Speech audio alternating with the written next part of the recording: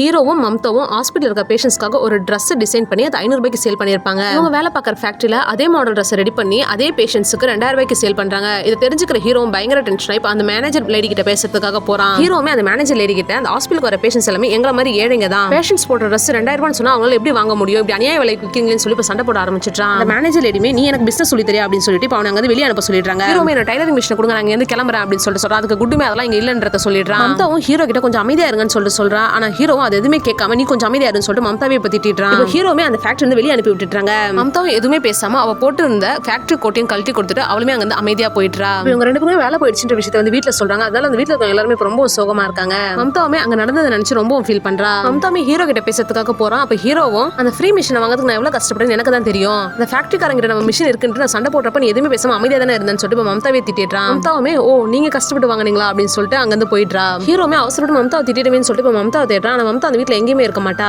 மம்தாவுமே அவங்க டைலரிங் மிஷினை வாங்குறதுக்கு அந்த ஃபேக்டரிக்கே போயிடுறா. இப்போ குட்டு கிட்ட போய் கேட்கறேன். அந்த குட்டுமே நானும் ஒரு எம்ப்ளாயி தான், நேத்து நடந்ததுக்கு அப்புறம் என்னாலுமே எதுவுமே பண்ண முடியாது அப்படின்றத சொல்லிடுறான். மம்தாவுமே மேடம் கிட்ட பேசணும்னு சொல்லிட்டு கேட்கறா. அதுக்கு குட்டுமே ஒரு ஃபேஷன் டிசைனிங் காம்படிஷன் வருது, அதனால மேடம் ரொம்ப பிஸி, வேணும் நீ வெயிட் பண்ணி பாத்துட்டு போ அப்படின்றத சொல்லிட்டு அவங்க வந்து போயிடுறான். மம்தாவுமே இப்போ ரொம்ப நேரம் வெயிட் பண்ணி அந்த மேனேஜர் லேடி கிட்டயும் பேசுறா. மம்தாவுமே நேத்து என் ஹஸ்பண்ட் அப்படி நடந்ததுக்கு ரொம்ப மன்னிச்சிருங்க அப்படின்னு சொல்லிட்டு கேட்கறா. நேத்து நான் உனக்காக தான் அவனை போலீஸ்ல புடிச்சு தரல, இல்லைன்னா அவனை போலீஸ்ல புடிச்சு கொடுத்துருப்பேன் சொல்றாங்க. எனக்கு அவன் மேலதான் கோவம், உன் மேல எனக்கு கோவம் கிடையாது, நீ திரும்ப வேணா வேலைக்கு வரலான்றத சொல்றாங்க. ஃபேஷன் டிசைனிங் காம்படிஷன் வருது, நீ ஜாயின் பண்ணிக்கோ, நம்மள வின் பண்ணிட்டோம், நம்ம ரேஞ்சே மாறிடும்ன்றத சொல்றாங்க. கேட்கிற மம்தாவுமே எனக்கு என் மிஷினை மட்டும் கொடுத்துருங்க, அதுக்காக நாங்க எவ்வளவு கஷ்டப்பட்டோன்றது எங்க 2 பேருக்கு தான் தெரியும்ன்றத சொல்றா. இதுக்கு நான் வீட்டை விட்டு வெளியே கூட வந்தது இல்ல, நான் உங்களை பார்த்து நிறைய விஷயம் கத்துக்கிறேன், ஆனா எனக்கு என் ஹஸ்பண்ட் தான் முக்கியம்ன்றத சொல்றா. இதை கேட்கிற அந்த மேடமே சரி வெளியே வெயிட் பண்ணு, மிஷின் உங்ககிட்ட வரும்ன்றத சொல்றாங்க.